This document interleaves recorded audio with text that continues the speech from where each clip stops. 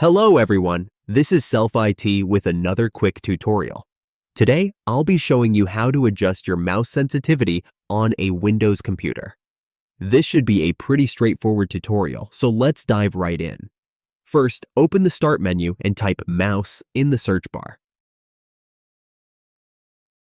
Click on Mouse Settings when it appears. In the Mouse Settings window, select Additional Mouse Options.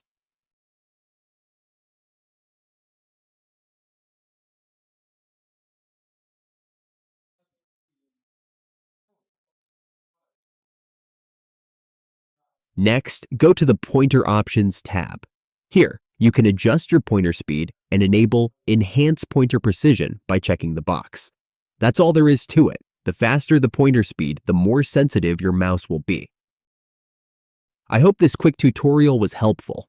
Thanks for watching, and I'll see you in the next tutorial.